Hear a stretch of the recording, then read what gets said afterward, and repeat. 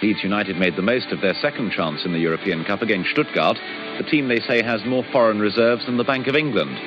Leeds won 2-1 in Barcelona in front of a tiny crowd. Their hero was Talking Shutt. He scored the winner less than a minute after coming on as a substitute, and tomorrow's his birthday.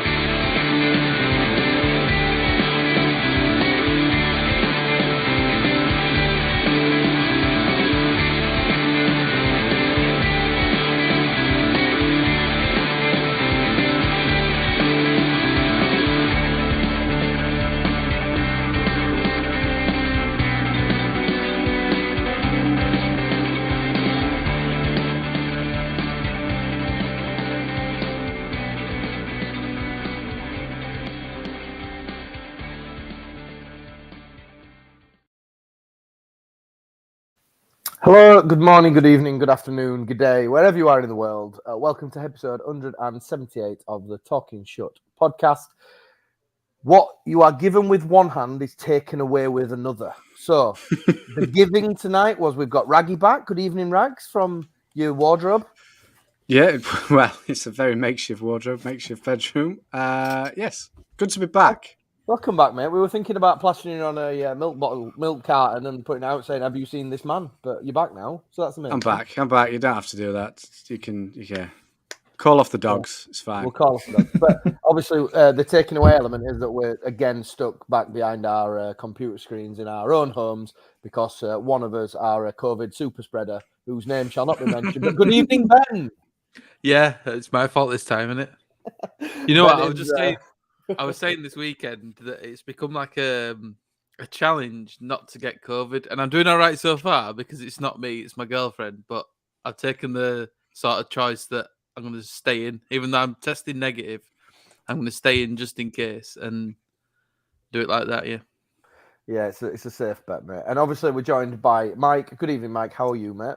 I'm very well, yeah. Bit slapdash. Just I'm deciding to work late for the terrace at the moment, so I've got a very slapdash nest of wires underneath me. So if there are any technical difficulties, if I do blow up, then that's why.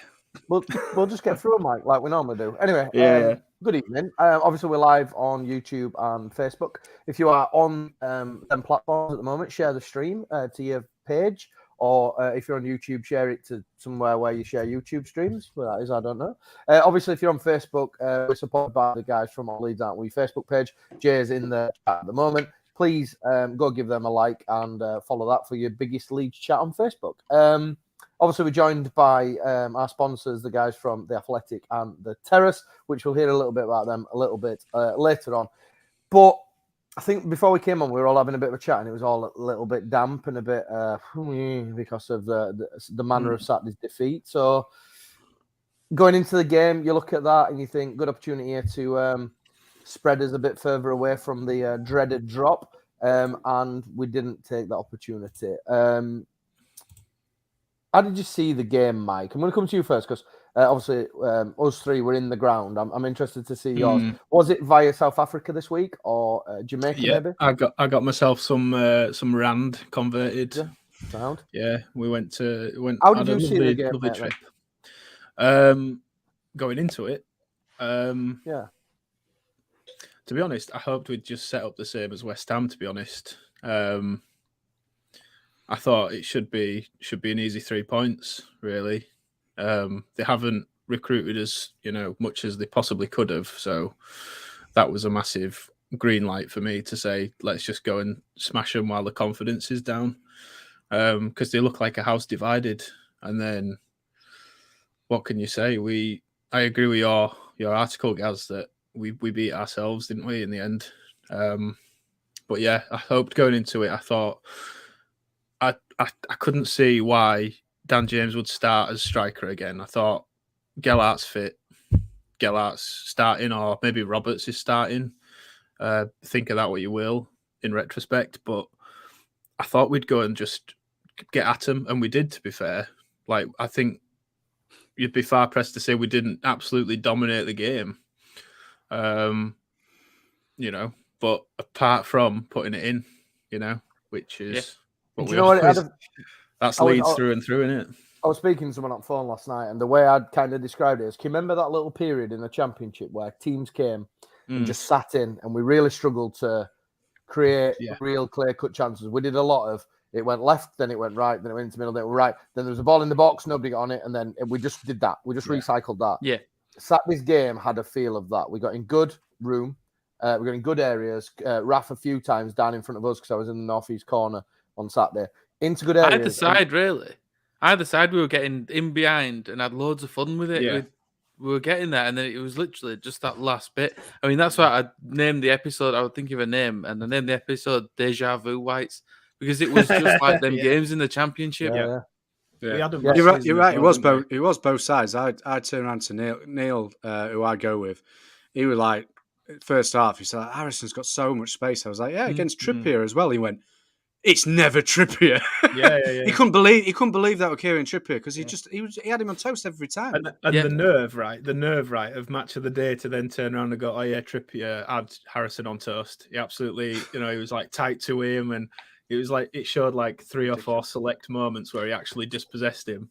Trippier is that slow because he's old now. I reckon I could do him in a race, and that's saying something. In fairness to Trippier, though, when he come down to take a corner, I think in the second half in front of the cop, he was getting dog's abuse, calling him a greedy bastard, and he just kind of smirked and like laughed it off. So fair play to him. Like, and that's all he's there for, isn't it? He's there to be a greedy bastard and take all that oil money. Yeah, absolutely. It's a bit more than money, bit of blood money. I want to touch on this and we'll get into this allegedly in a bit more depth. Yeah, Mike's not here this week. He's hidden somewhere. We don't know where, but he's gone. We'll get into it in a bit more depth. But we saw Dan James start again in the 9. And what was obvious to me with how close I were to the game is that, and it's no disrespect to Dan James whatsoever, is that I really highlighted on Saturday when we got into them good areas how we don't have a striker's movement in the box. Yeah. We had Click come towards the edge to have that drop-off ball. But Dan James was quite static. And when you get into the wide areas, you need someone to run across the front post to open the space up in the box to then give a chance to pick passes. It just weren't there. We got into good areas and there was nothing on. And that is no fault of Dan James. He is a winger. And I thought, he battled and he did all right. He could be critical of the chance that he did get, the Dubravka saves, which he should maybe do better with. It were quite close, though, because that was right in front of me. And it were a good save, but it was like sort of... Yeah. Well, this is the thing with James. It's like like you say, Gaz, the striker's instinct and the movement I can forgive him for because that's positional. Whereas finishing, I can't forgive him for, and that's where I stand. I'm not trying to dig him out because again, we win and lose as a team, but as a professional footballer, I think you have to draw a line where certain things should be going in for you. Like we say last week, Jack Harrison's a winger too. But his finishing against West Ham was superb, So yeah, with Dan James, I can forgive the movement and the getting used to that position, the central role. But in terms of finishing, what's going on there? But overall, as a team, we shouldn't be forgiving the fact that it was blatant from the first half. What we were doing over and over again was never going to get results, and we didn't change it. We didn't change it until way too late in the game. And that's not on Dan James because he doesn't make the subs. But we should have done something sooner than that. And it was criminal. I mean, we are absolutely screaming for Bamford to be back. It's just and if he's not, then like you say, we've got Geldart. So, I mean, Geldart's not an out and out striker, but he is more of a striker than Dan James is. But you look at the goals he's got. There was one against Tottenham, the one against Chelsea, all in them positions that we were getting the ball into. Yeah. And just having that striker's instinct to be there around the 6-yard box for them balls we were getting in. To be fair, the one against Tottenham was Dan James. But That's only scored against Chelsea. That was another chance then, I think. I can't remember that. But yeah, anyway, he's perfect for that situation. I was saying to my mates at our time, but we need to bring him on. And that's not a slight on how Dan James played. I thought Dan James played the role he was there to do in the pressing sort of aspect really well. Pressing, he was absolutely great. There was that one where he chased back from a corner as well and dispossessed. I can't remember where it was. That looked like a really dangerous counter-attack. He leathered it back to get back there. I mean, you can't fault his work ethic, but as a team, as I think I saw you say on Twitter, someone was, saying about like the positives in that, and you were like, we've just given a team who've only won one game all season their second win. It's not good enough, and it's definitely not good enough. And the deficiencies were there for all to see, and we did too little, too late. It reminded me a lot of the Southampton game as well. I think that was a similar thing. Like they'd not won all season.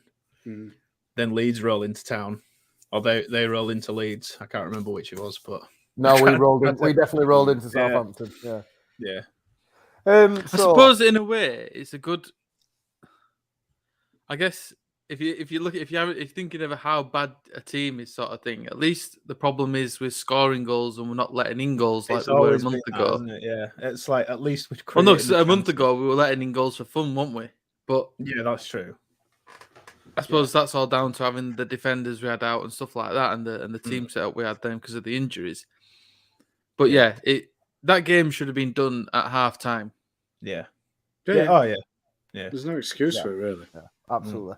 So the whole time I was thinking, maximum's going to be maximum, and then to find out who scored, and you're just like him, The thing is, what's worth mentioning as well is Newcastle come on some real, they're playing a dangerous game. Obviously, I know they're trying to splash a lot of cash.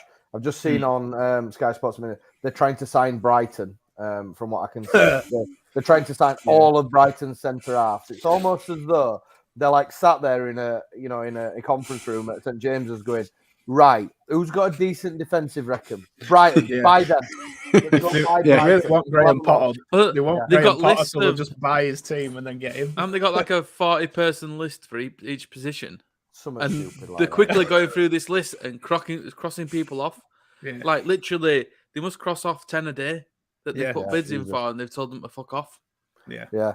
But a shout for them. They've come. They need victories, and they came to utterly shithouse the living shite out of us on Saturday. Yeah. I said to you guys before we came on air, I give my son a nudge at 8 minutes and 21 seconds when Dubravka started pissing about with a valve on the ball, bringing it over from the right hand side to the left hand side, smacking his boots against the post, tucking under the ball, all that type of stuff, and it just continued. I mean, on Saturday. The pandemic, in the Ellen Road on Saturday was nothing to do with COVID. It was cramp. The amount of cramp that went through the Newcastle team was absolutely monumental. To the point, you need some salt in your diet, lads. It was quite embarrassing because it was like an hour in and they were going down with cramp. Mate, it was embarrassing. I guess it's more embarrassing for us that we're that fit side and we didn't they were going down for cramp and we still lost.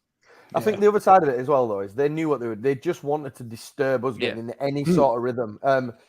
Any sort of rhythm. And one thing I have heard this week, and I don't know if it's true, but I'm going to look into it, is that we've not got ball boys at Ellen Road, ball people. Yeah, we don't. Because them sitting where they sit interrupts the advertisements on the electronic audience. If that's the case, get in the fucking bin. Get some bastard ball boys and let's get the game on with. Rafinha having to retrieve the ball and give it to Newcastle for a corner is a joke. It's a joke. There was the bit where there was the ball against one of the advertising hoardings, maybe 10 meters further up. Yeah. And they just stood there and they were like, no, and then they threw another one on, which then the other ball got thrown on. And it was just pathetic. Yeah. But what I'll go back to is it was absolutely, utterly frustrating and pathetic. But there's only one person to blame, and it's not Eddie Howe. That blooming referee in the middle of the pitch should have stamped it out early. It's no good just pointing to his blooming Sondico watch as though he's going to add it on when he didn't add it on, and he let them do it from the 8th minute throughout the game and did nothing about it again. Exactly. And the thing is, it's not the first time, not the first team to come and do that. The vast majority of teams who've come to Ellen Road so far this season have all done the same. They've all done the same. And, it's incumbent on the refs to realise that. And if you are a referee and you've seen a team do that from such an early point in the game, you've got to stamp down on it. It's different. It's different if, it's been a fairly contested game and a team nudges ahead, with 10 minutes to go. You're going to accept that they're going to then, it's a bit of game management and all that kind of stuff. But you cannot let a team do that from the first 10 minutes of a game. It sets a precedent because all you get then is so they've been time wasting from minute 5. Then all they need to say is, "Well, we've taken this long all through the game and you've not done anything about it." So yeah. How's that fair? Yeah, in the second half, I counted, I'm sure, 6 stoppages of play for cramp, head injury, a few other things. Every time ball went out of play, 2 were going down. Yeah. And then Newcastle made 2 substitutions. I think they brought Longstaff on and. Mankio came on. Kieran Clark for whoever else went off. They made 3 subs because Mankio came on. Yeah, Mankio comes on. You know, listen, I'm sounding like I'm bitter and I'm blaming it on the ref. I'm not. But again, it's just another element. We did not lose the game on Saturday because of the referee. We lost it because we were utterly toothless. And then individual errors, which have been documented over and over again on social media, so we don't need to go over it. But people losing possession in good areas, and then Llorente making a silly tackle, but he feels like he's forced into it because he can't match him for pace. And then there is no excuse whatsoever. As much as Millie has been amazing this year and he's won us more points than he's lost us, he should save that. There's no two ways about it. It was coming though, wasn't it? Because you felt the atmosphere, and the atmosphere for me came with, from half time, not putting Joffrey on because you ask everyone in that stadium, what do we need to do now? Put Joffrey on because he's a striker, he'll get in the box and he'll get on the chances that we're not getting on the end of. Yeah. So that was number 1. And then it gets to the point where he brings Tyler Roberts on. And you could, and it's been said many a time. The collective size. Yeah, the size, just the, here we go, sort of thing, all around the stadium. And that just then set the tone for everything else because we started doing rash things. And you get it, so like the game, I can't remember which game it was. Well, most games that we brought Gelhardt on, it's raised the stadium. Yeah, it was Wolves, weren't it, when we were 1-0 down? Wolves, and there was the other one. I'm sure there was another one as well. But every time he's come on, I felt the atmosphere get better. And then I just don't understand, and this is aimed at Bielsa, I guess, that I don't understand why he's brought Roberts on. Yeah. No. I just don't understand what he brings in that situation where everyone else knew what needed to happen, and that was Gelhardt, because everything else was working fine. Yeah. The thing is, yeah. And then you bring in Roberts on, who has scored 2 in 100 games. Yeah. He struggles to do all. Well, we needed to make a simple pass because that makes the goal, doesn't it? We needed a centre forward, and he's not a centre like Roberts isn't a centre forward. No, well, yeah, he's a I don't makeshift think 10 because we don't really know what he is. Yeah, no, but he's not an out and out centre forward, and that's what we needed. Yeah, it's a bad decision. Yeah, again, I think we've seen it. Sorry, you guys, go on. No, go on, mate. I was just going to say, well, if the under-23s are struggling, then there seems an obvious choice is to swap Gelhardt and Roberts around and put Roberts in the under-23s. And, because if you can't do it in the under-23s, but I'll tell you what, is the thing. He's a project, isn't he? He's a Bielsa project, and there's loyalty there. Let's not beat around the bush. Is the club's approach to transfers in the summer window the reason why both the 23s and the first team are struggling at the minute? However, I will chuck in here to be devil's advocate. We have seen injuries on a monumental scale this year that you probably don't see until Leeds United 3 years ago, and we had similar back then. But regardless of that, I think, and this has been debated, and it's all down to the injuries. Yeah. Because the 23s have had to step up into the first team, and you're bringing players from the 18s into the 23s before maybe the time should be. So that's why the 23s, I mean, I think every time the 23s play, there's a different defence lineup, isn't there? But what I'd say on that is, though, so as an example, we play Dan James in the 9 while we sit Joffrey on the bench. Joffrey doesn't play for the 23s. But that could be something. So Joffrey being on the bench, he's just come back from injury. I think that's a fair enough. Yeah, possibly, yeah. But to then not put him on for at least a half, which he must be fit enough if he's on the bench, because that's what he's there for. Yeah. Okay, maybe not fit enough to start and play 90 minutes. But if you're on the bench, anything can happen. So 20 minutes last week, you have two people injured at the same time. Players need to be fit enough to come in and fill in for that. I'm not saying start them because you don't want them playing 90 minutes because if you're starting, that's what you can probably expect to have. But if they should be fit enough so that if people get injured or you need to change something, you can make that change. So if Joffrey isn't fit enough to start, he should be fit enough to come on at half time. Yeah, but going back to what the point I was going to make is that the fact that we're having to bolster the bench with 23s, and I know injuries are playing a big part on that, means that we end up with players who don't play for the 23s because they're part of the first team. Yeah. And they don't play for the first team either because from time to time, he would much rather play a square peg in a round hole rather than a player who fits that position, if that makes sense. And I'm not laying blame. I do honestly think that injuries this year have been absolutely monumental. But I do also think back and think we have tried to get a central midfielder, stroke 8, stroke 10, for 3 consecutive transfer windows, and 3 consecutive transfer windows, we failed to do it. And it looks like we're going to fail to do it in this transfer window as well because Salzburg won't budge on Aronson. Now, I just don't understand that. That's the bit I really struggle with. I don't question Bielsa and all that on any of the deals. You know, we missed out on Cousins, we got Raf, amazing, fantastic. We missed out on Gallagher, but like I do feel sometimes we just plow all his eggs in one basket. And like we live and die by it, but then like example now we don't get another midfielder, in this window, which is looking unlikely if everything's equal.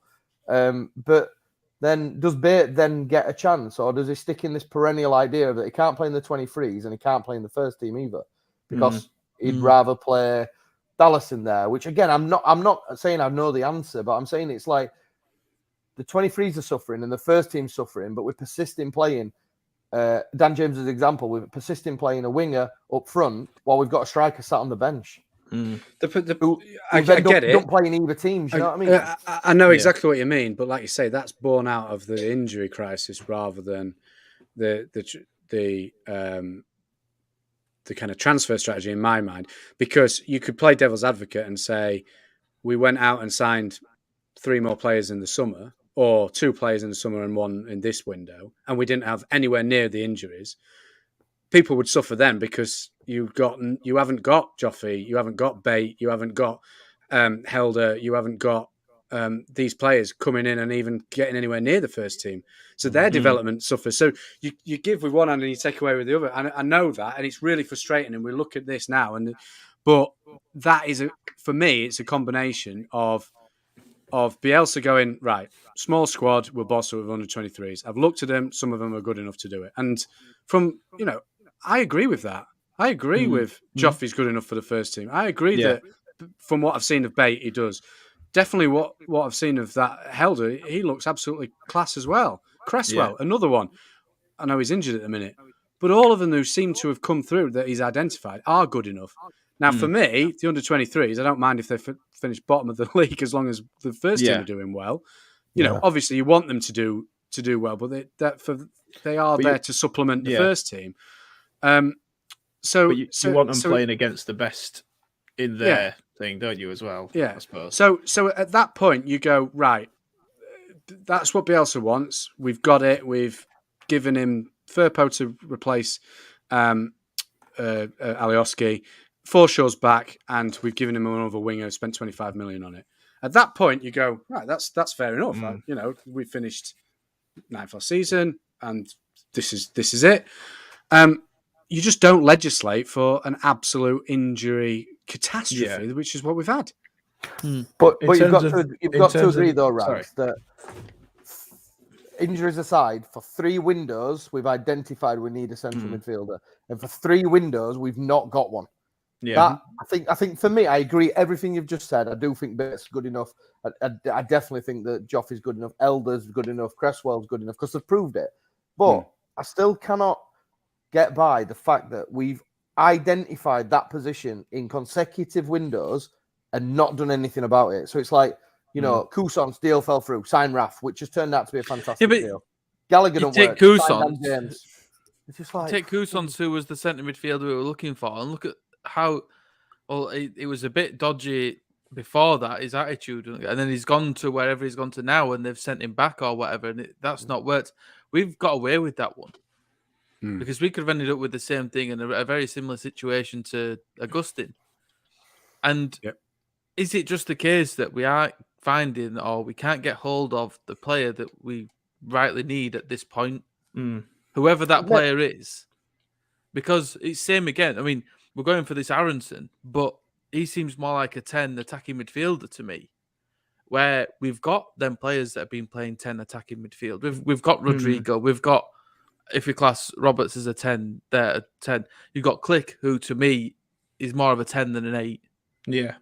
So we still need an 8, which we haven't gone for in this window. Yeah. There's another factor as well, Gaz, about the whole development thing as well, is that loaning out is not an option either, as we've seen. Because if you're getting loaned out by Bielsa as a youth player, it's basically bye-bye, isn't it?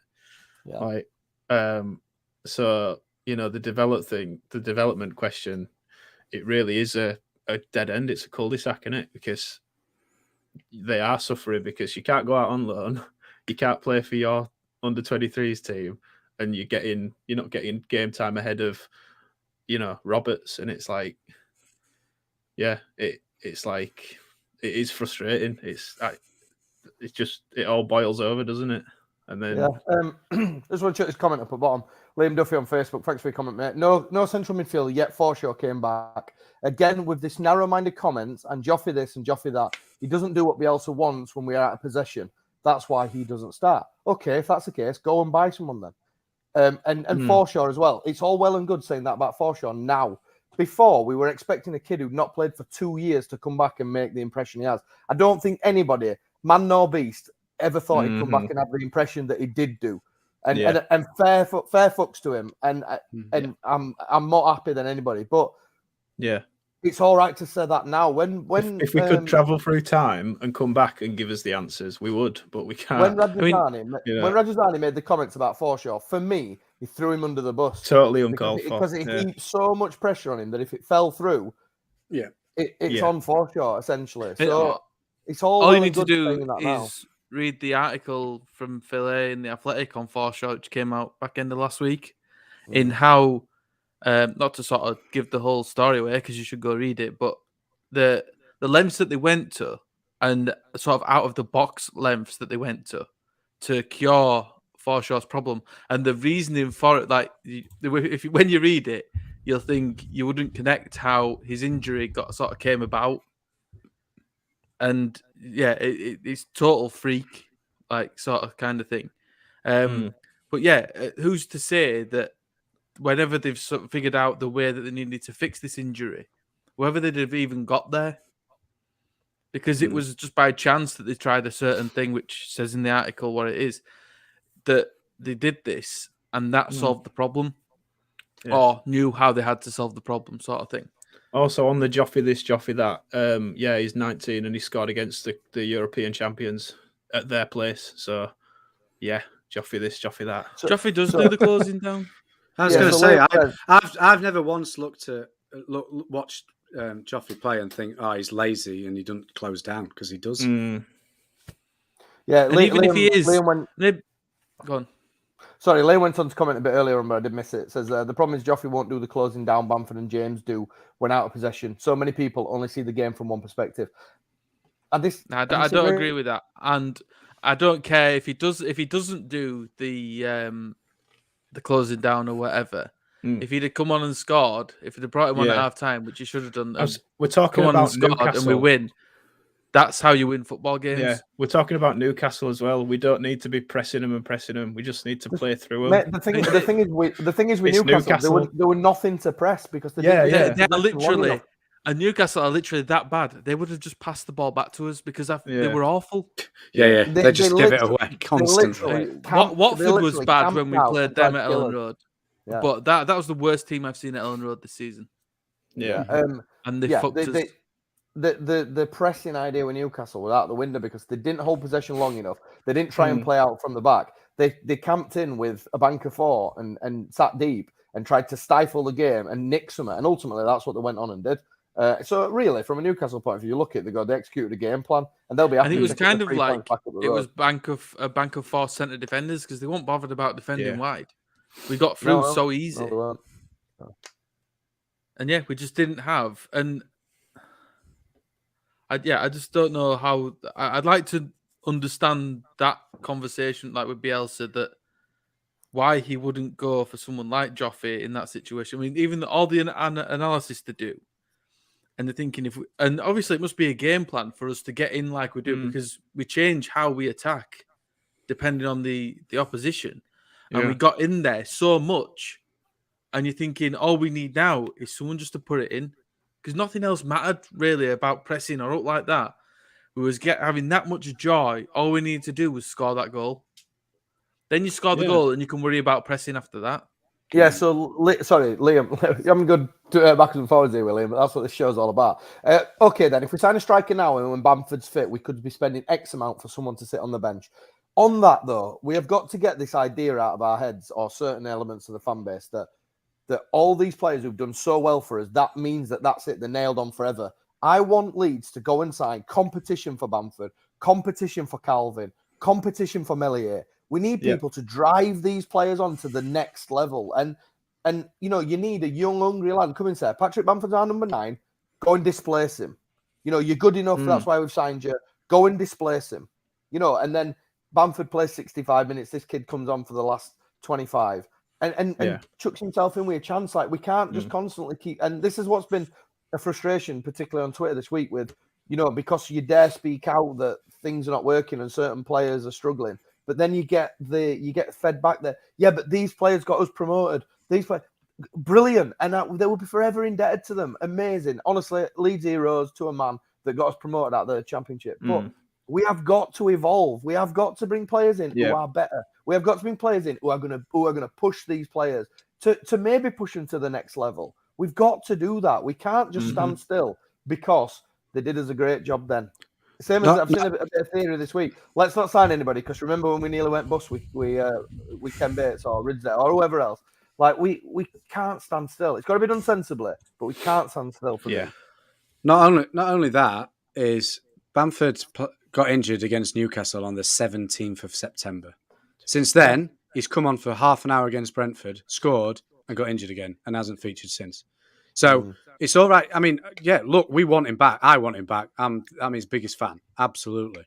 But we have gone over half a season now without him, and we don't seem to have a contingency plan for that. We really don't. I was just looking because we like to use the Bilbao squad as like a measure for a reference point for like success under Bielsa. His Bilbao squad, he had 23 players. You know what I mean? So that is 2 senior players for every position. So we can't be sitting here going, "Oh, we can't get him because he might upset Bamford." Or, you know, I agree, like, totally. This is the Bielsa philosophy in black and white. 2 senior players for every position. And in terms of recruitment, we've let him down because we haven't given him that. Yeah, agree. Last point from Liam, otherwise it's just becoming us and Talking to Liam show. But we'll get you on the show, mate. I agree with 2 loan. I agree, but 2 loan players have come in and not had a chance. Right. So let's talk about the 2 loan players who came in. We brought in Eddie Nketiah, and he was about to get his chance, but he decided to go back to Arsenal because he felt like he'd waited too long. His entitlement that he should play got too much for him. So he went if we're talking about not doing what Bielsa wants him to do, and that we're in Nketiah anyway. Nketiah did not. And then the other loan player, but he won us games. The other loan player would just a bad egg in Augustin. So, but Nketiah did win us games. He did help get us promoted. I think you could put his goals down to getting us easily 12, 15 Brentford points. At Ellen Road. Brentford, there was a few, Barnsley away or Rotherham. Yeah. You got us a 2-1. And that's why, you need a second player. I mean, it's a different option. I thought it were a perfect opportunity to sort of play Rodrigo up front. Yeah, I agree. And I don't understand, because for me, as I say about Click is like the 10A. He buzzes about, and Click's been playing really well in the last couple of weeks. Yeah. Yep.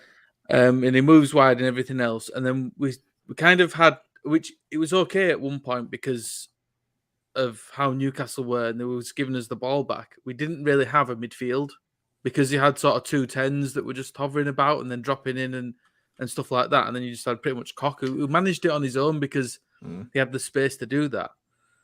But then when we changed everything, it all went to shit because there was no sort of way to play through with that. So we swapped James for Roberts, and then obviously for their goal, Roberts ended up sort of pretty much near the dugouts in the West Stand. Where he gives the ball away. And he was supposed to be playing up, whether he's playing up front or 10 with, and they'd swap with Rodrigo. That's the kind of thing that we didn't need. Yeah, we didn't need him to get involved there. We needed him to be involved up front, and that's it. Just going back to it, that it made more sense to play a number 9 striker like Gelhardt. Yeah, this thing, the transfer policy as well. Like when we got Llorente in, nobody was going, "You can't replace Cooper. You can't get rid of him."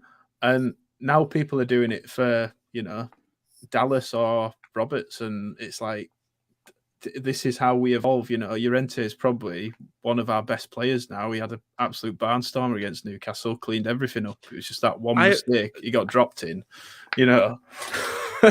Just on that sort of like when you come up to a game and you sort of decide what team you think we should play, and for me, I find it harsh on Dallas, and I never want to drop him out of the team. But someone like Dallas, if you've got a player who's a specific player for that position, like Firpo at left back, Alien at right back, your 2 defenders, Phillips, a midfielder like 4 shot, where does Dallas fit in that? And Dallas always misses out for me because he's, as much as you don't want to leave him out because he's been absolutely brilliant, he's not a specific player for a position, is he? Well, no. Yeah. So you're saying if everyone was fit, yeah, he wouldn't be in the first team. But you can't have that sentiment that he's been brilliant. I mean, it's brilliant that he does come in and he fits in, and he'll be always be there on the bench, or if someone's not quite right, that's brilliant, and you know what you'll get from him. But it's that sentiment thing, isn't it? That you can't just keep having that sentiment on with players. Yeah, and I get the feeling that it's maybe a bit like that for Roberts, that he wants to keep giving him these chances, but it's a failed project. Every time we get these chances, I mean, they did the exact same thing to give Arsenal a goal. I saw a clip when we played Arsenal, pretty much exactly the same thing. It was a bit closer. It was on the counter, wasn't it? Yeah. But that's twice in 3 home games. And the thing is, it didn't matter against Arsenal because they battered us anyway. But you can't have. Stats don't lie. Losing the ball like that and them kind of plays in that position. If you're 4-1 down or 4-1 up, it doesn't really matter. But when you're 0-0 and you're pressing for a win against a relegation side who you really should be getting the 3 points against, 3 points on Saturday pretty much saves us from relegation, I think. Yeah. It's a lazy pass, a lazy fall over. He gets the ball back, luckily. And then he does another lazy pass. And then he walks to the centre of the pitch. He walks. They're in one-on-one with Llorente, like we've said, who maybe he could do better there. But he's put us in a bad position there because Llorente had other players to pass for. He's late in the game, or late-ish in the game. Newcastle are breaking forward thinking we've got a chance here because we've been given a golden opportunity. And then everything goes from there, and everything goes from the atmosphere that was in the ground because you don't make them mistakes when the atmosphere is high. True. And I don't want to be damning against someone like Roberts like that, but I don't know as much more as a fan what else we can say because the thing is, mate, we've said time and time again on this podcast, we are not digging any players out. If Tyler Roberts has succeeded, no, but you're not though, are you? Because if Tyler, you're just saying it as you see it, but that's not digging him out. I would love Tyler Roberts to come on in the Villa game and have a barnstormer and then go on a run of 10 games having a barnstormer.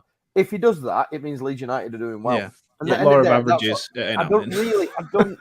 In all honesty, I just want Leeds United to do well. I don't carry much sentiment to any player. In the same respect, I think as fans, we should be able to discuss both good and poor performances and not be shouted down as you're digging them out, you're abusing them, all that type of stuff. No, I want Tyler Roberts to do well for Leeds. I want nothing more than him to come on and score and get himself an hat-trick and stake a claim for the first team. But as it stands at the minute, he just isn't doing it. He just isn't doing it. And well, he's worked himself into this position now where no matter how many goals he scores, he can't. It's been so many games now. Was it 100 games and 2 goals or something? Yeah. It's just like, how many goals can you possibly score to sort of bring that balance back to your appearances and goals? It's like you it can't. Doesn't even have to be goals for him, does it? I mean, the game, assists even, the Burnley game, he played really well at 10.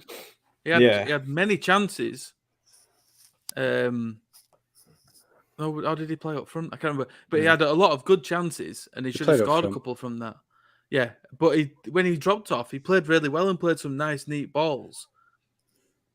And maybe they were a bit more risky than what they should have been. But yeah, he played well like that. But then he can't come on and play risky balls like he did when you're at 0-0, trying to chase down a team that are shithousing you and stuff like that. Yeah, you can't do it.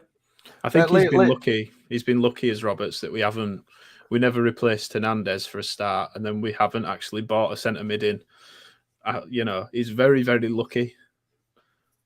That's all I'll say.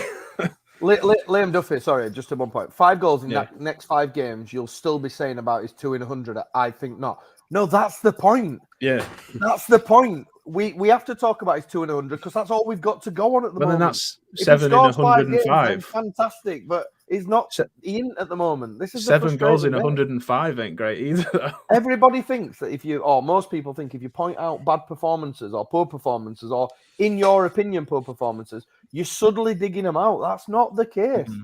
It's a case of just pointing out. It's why Sky Sports get an absolute fortune every month on subscribership, because people sit like now and discuss good, bad, indifferent performances. It's discussion in performances. It's not digging people out. Anyway, we move on. Mike, what's happening at the terrace? Okay, before we move on, 5 goals in the next 5 games. Is he having a laugh? Robertson scoring 5 goals in the next 5 games. No. He's going to score more in the next 5 games. I was going to say I'll do a forfeit if he does, but I don't want to put myself in that position. We hope he does. We hope he does. Yeah, it'd be great. Oh, yeah, we hope he does. We hope we win the league. It's hope what drives us as football fans. But, anyway. The terrace, it's Valentine's Day coming up and it's Mother's Day coming up. So I've been doing lots of nice designs. Been working on Leeds mugs. Oh, what's this? Yeah, God love you, Liam. I've lost my train of thought. Yeah, terrace, Valentine's Day. What's occurring? Yeah. So we got a Valentine's Day range coming out this where you can get the customized prints and mugs with like the back of shirts with specific names on. You can get them for Mother's Day as well, because obviously it's not just lad and dad at football these days. Sometimes it's mum or sister or whatever. Just getting ready for that. And I've been creating loads of Leeds kits as well to keep in our archives, in our stores. So when we get requester kits through, you can request any Leeds kit and we got it there for you. Just keeping busy, really. Yeah, good. Get over to the terracestore.com. Go check out anything you might need with your Valentine's Day needs. Rags, will you be buying Becca a Leeds United mug from the terrace? Yeah, why not? Absolutely. She's a convert now. In fact, a spare ticket would go in the other week, and if she hadn't got ill, she'd have gone for a second game this season. So good effort. Yeah, the 95th minute RAF penalty against Crystal Palace was the one that won that game. Was the goal that really kind of converted her, really. So good. Yeah. Good. So get over to the terracestore.com, and big thanks to them guys who continue to support us. Let's talk about transfers with 5 days, 2 hours, 45 minutes, and 37 seconds remaining of the January transfer window. I'm going to quickly fly around the room and go, Ben, starting with you, will Leeds United sign a single player between now and then? Yes or no? To be honest, I've not really been following it. I saw that we put a bid in for Aronson. It was rejected. Then we put another bid in, and that hasn't been rejected yet. As we sort of think. And that says a lot. If you're not going to sell someone, Why are you just rejecting it flat out? Yeah, we'll see. Yeah. Raggy, coming to you, will Leeds do transfers? Will Leeds do a transfer between now No. and then? Do a transfer. I don't. I think we should. I don't think we will. And coming to you, Mike, will Leeds do a transfer thing? I think if we're gonna get Aronson, it's got to be 30 million. And I think what we'll do is we'll shithouse as fans, and we'll do something like we'll announce a new sponsorship or something like with Cadbury's or something, and or something like that. Yeah. You know what? It's the hope that kills you. Yeah, fuck it, let's get him. We got Raf on deadline day, didn't we? So yeah, with some fish and chips. Let's have a little look at transfers then. So obviously the name that's been mentioned quite a lot recently, Brendan Aronson from Salzburg, 21-year-old American national. Son of Rusty. Son of Rusty and brother of Paxton. Yeah, it looks at the moment like Salzburg are not going to budge, and the deal, if any, is available, will be done in the summer. However, like Ben does say, no actual official line yet that they've rejected that second deal. And I saw a little bit of something today from a certain outlet or an outlet saying that Leeds might go in for a third one because they're desperate. I think it was Fabrizio Romano actually on his podcast who said that they might go for a third. The third might be 30 million. Yeah, another name that could potentially be an alternative that is starting to bubble a little bit on social media is Brennan Johnson, Nottingham Forest youngster, can play on either wing and through the middle in the 10.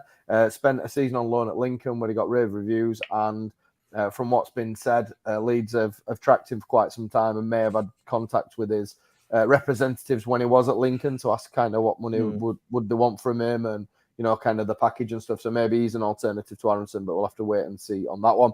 Outgoings, there's been a bit of rumours this week of Crescencio Somerville leaving on loan. It's got some Cody Drama vibes to it for me, this one, where I feel like he might push his way out because he wants to go play, which would be very bad, especially at the point where we're struggling for bodies. I don't understand that, especially with like, Cody Drama.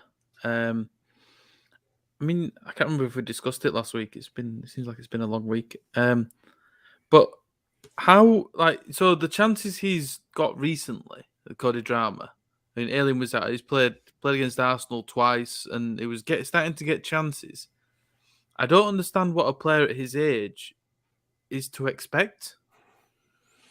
Like, how does he expect to be playing week in, week out right now? I mean, he's come in, and when he's played, he's been all right, and I don't think he's been like he has to start again. But no, he's been competent. Yeah, if we knew that if Ailing got injured or whatever, and we had to play him, he'd be okay, and he'd develop a bit more and stuff like that, and that'd be good. And I just don't understand why going to the Championship. I mean, I watched the what game was it last Bristol night? City. No, the Blackburn against Middlesbrough, and the Middlesbrough goal. It was embarrassing defending. The Blackburn goal, sorry, because it was 1-0 to Blackburn. The Blackburn and the whole game, the quality is awful, and I'm glad we're not in that division anymore. I don't know if it's gone down since we have left the Championship.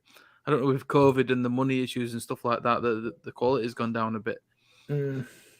But I just thought, like, you're under one of the best coaches in the world. All right, you're not playing all the time now, but you're getting the chances. Exactly. It's not like there isn't a pathway ahead of you. You know, Ailing's the wrong side of 30, and you know, I'm not saying he's past it because he's clearly, you know, I think since he's come back from his injury, but if you hold been quality. But yeah, ultimately, it's not like you're looking at it going, "There's absolutely no way I'm ever going to get a chance in the first team." Yeah. It's not like you're at Chelsea or somewhere like that. You know, who are just going to go by. So they've got Chilwell injured, and they were just going to go buy another. I think they wanted Digne at one point, didn't they? They were going to spend money on Digne. You're not one of those big, like one of the kind of big top six, which have these huge farm academies, and you know, you've got absolutely real no pathway into the first team. You've got that here because we all know we carry a small squad and we get bolstered by the under 23. So you're damn right, like. Unless someone's had a word with him or he genuinely thinks, like, at this stage of my career, I need to be playing week in, week out, which I don't know. How many players these days, unless you're sort of blowing up the Championship, make that jump from the Championship to the Premier League, unless it's with a team, which I don't know if Cardiff are any good this year or whatever. But how many players do that? Is he set now that he's having that Championship? That'll be his level, and that's the way he's going to play. Well, I was just going to say, Ben, he played in the 3-2 loss to Bristol City the other night. And Cardiff where are they in the league? Well, they're in a relegation scrap, aren't they? Are they? Yeah. Well, there you go. I think Liam Duffy, our co-presenter tonight, does hit the nail on the head a little bit with kids nowadays. want everything now, and do you know something? There's probably an element of that. Look at Crescencio Somerville, and I'm purely hypothetically talking here because I don't know if there's any truth in it whatsoever. But he's been in and around the Premier League. He probably thinks, I should be getting a chance now. But in my humble opinion, when he has featured in the Premier League, he's had safe performances, nothing like what we've seen in the 23s. Well, didn't we take him from a first team as well? No, he were at Feyenoord. Yeah, where I think he made a couple of appearances, but no major. Right, because I'm going to say that might be a variable in his mindset, really. But if it's like Dramé, like we took you from Fulham's academy, like I genuinely think though, if Somerville forces a move in this window for a loan, that's him done. I think the same for Dramé. I think Bielsa will genuinely be upset at the fact that when the chips are down a little bit injury wise. And he's turning to the 23s that them two wanted out. I think that'll hurt him. Yeah. Well, and it's all an attitude thing for Bielsa as well, isn't it? That you come in and you work, and okay, you might not be a starter, but you get like we said, you work for it. And Bielsa, I think what he said about Dramé, that I will turn you into an elite player, which you don't really get that arrogance from Bielsa. But that was sort of like telling for me that Dramé's not doing what Bielsa would like him to do in the terms of he's going. That Bielsa sees a pathway for him that it's going to be there, and he could play Premier League or whatever. They could play higher. I don't know how good he could be. But obviously, Bielsa sees that if he's saying something like that. And all he has to do. I mean, case in point, the person who is trying to succeed, Luke Ayling. Luke Ayling said on Take Me Home, he was looking forward to getting promoted because he was excited whether he could hack it at that level.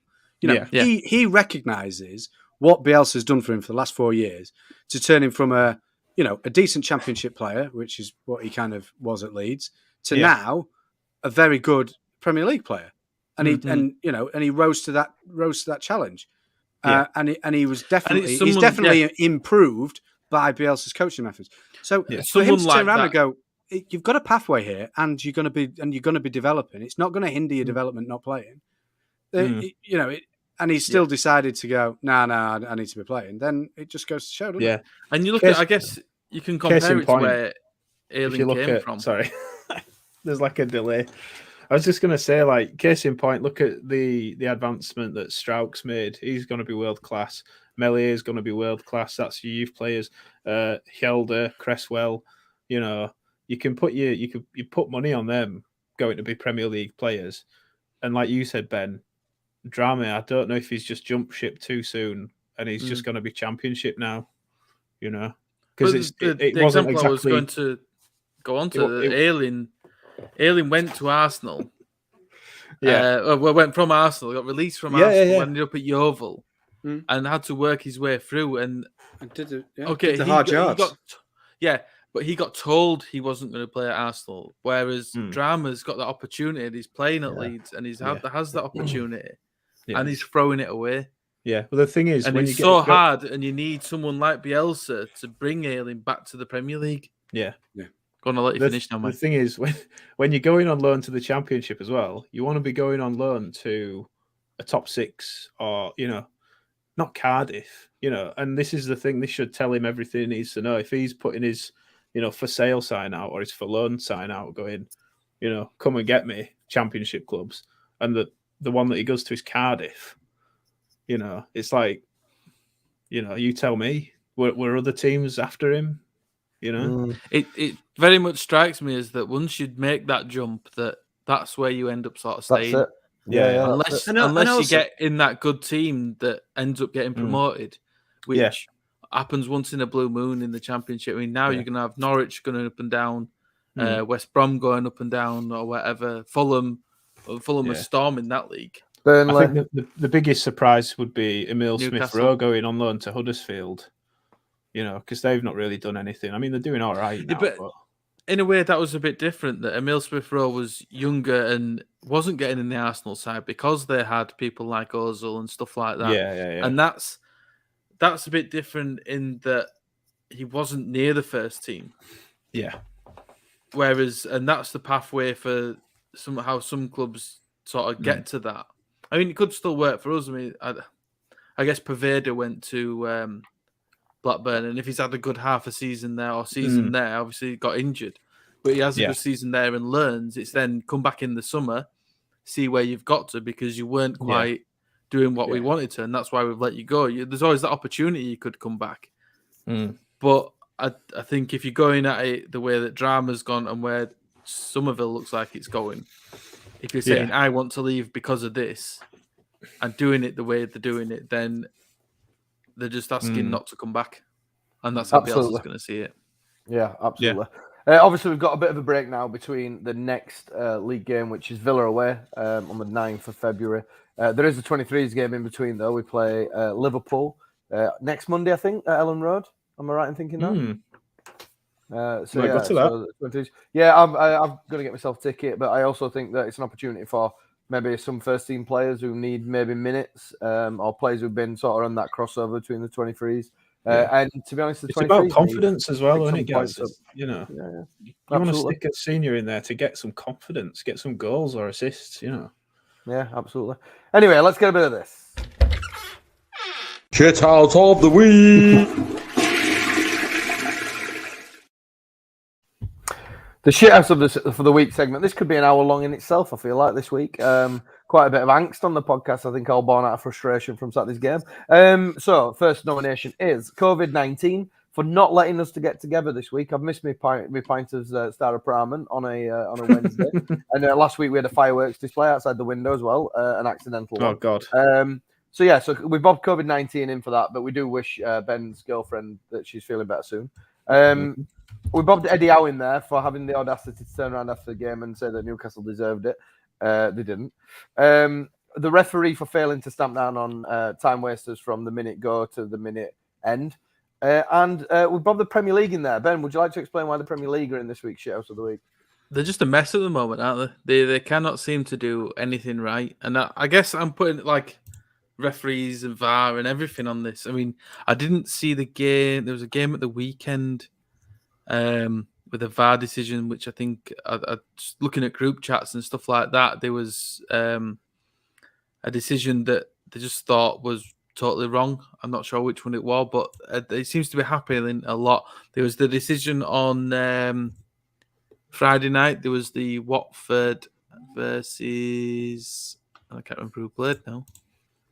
Watford were playing... Norwich. Yes. Watford Norwich, and the lights went out, and it took them a good 15 minutes to decide that they was going to play again. The lights, the sort of half went out, and it was bright enough for people to see the game on TV, and bright enough for them to keep playing. And it took them 15 minutes to sort this out, and all it could have taken after 5 were, look, if it goes off, fair enough, stop playing. There's nothing you can do about that. But if there's enough light to play, why aren't they playing on? But then there's the whole thing with, they've now changed the COVID rules. You have to have 4 proven tests before you can cancel a positive test, before you can cancel a game.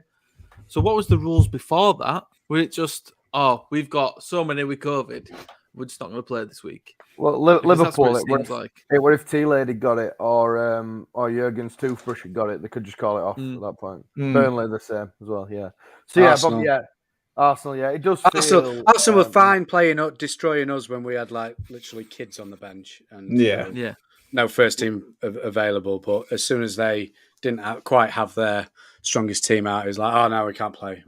So the really bad side is on Twitter when it's okay that they didn't play because they asked the Premier League. Right, so yeah, that's fine. Yeah. Yeah. I've got a late addition to the list as well. Go on, Rags. Chris Wood. Okay. Two home games on the bounce now. Where the opposition have won the toss, turned us round, so we're attacking the Kop first half. I hate that. Chris Wood is ex-Leeds, been in both of those teams, Burnley and Newcastle, so he's the influence. Saying, no, he must be. He says to the captain, if you win the toss, turn them round, because the fans hate it. I fucking hate it. I cannot stand it. It just does my head in. I'm with you. Yeah. And I think it's Chris Wood's influence. Well, if it's not, I'm blaming him anyway. So he's shit of the week. Off the back of that, he can have bollocks, isn't he? Off of that, he can have it. He's awful, isn't The he? biggest fucking lump. He can have it. Yeah. They've paid 25 million, and he's turned into literal Matt Smith that he can control it better with his head than his feet. I can't remember a time on Saturday that Chris Wood actually kicked the ball like to his own. Oh, he was an absolute passenger. Passenger. So yeah, he can have it then, the great lump. So Chris Wood, shithouse of the week for turning it round, you massive knobhead. Yeah, cop for that. So yeah, he's having it, dickhead. Never liked him anyway. Lads, it feels like it's been a bit of a negative one. And as I've just texted the group now, we all look like we've been sleeping in gutters for the last 3 days. What's wrong with us? We all look very tired. I genuinely have. Yeah. But anyway, that brings us to an end of episode 178. Before we go, I need to say a big thank you to our mate who we've had on podcast before, and he is going to come back in when Ben's away. We're going to draft him in as a stand-in while Ben's on his holidays. Ryan Pugh from Say Fans Framing. I don't think I mentioned it on the podcast, but when we went down to Brighton, my son was very lucky to get Liam Cooper's match-worn shirt. No placard or anything like that. You didn't chuck him over the hoardings and make him run onto the pitch, did you? Chuck him over the hoardings, mainly because I had chilblains because it's coldest I've ever been. But yeah, no running on pitches or anything like that. Anyway, got it, and we were very lucky enough to get it and get it signed. And Ryan at Say Fans Framing framed it for us, and he just dropped it off at our house tonight, and it's absolutely top class. So if you've got any shirts that you want framing, he does loads of other stuff as well. Go check out Ryan at Say Fans Framing. He's on Twitter, he's on Insta, he's on Facebook. Go check him out. Very reasonable prices, unbelievably good service, and top class. So big thanks to Ryan. Made my lads' day, if not year, to be fair.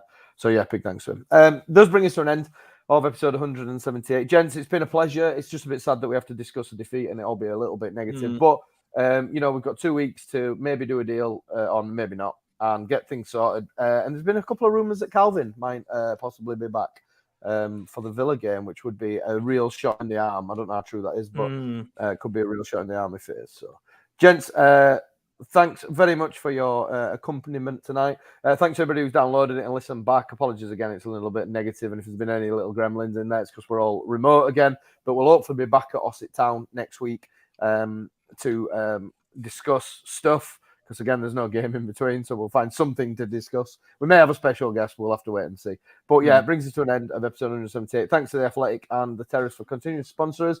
And this is actually our last show with The Athletic, so thanks to them guys for supporting us for such a long period of time, and we wish them well in their multi-million-pound endeavours having been took over by the New York Times. Anyway, I'll see you there. See you there.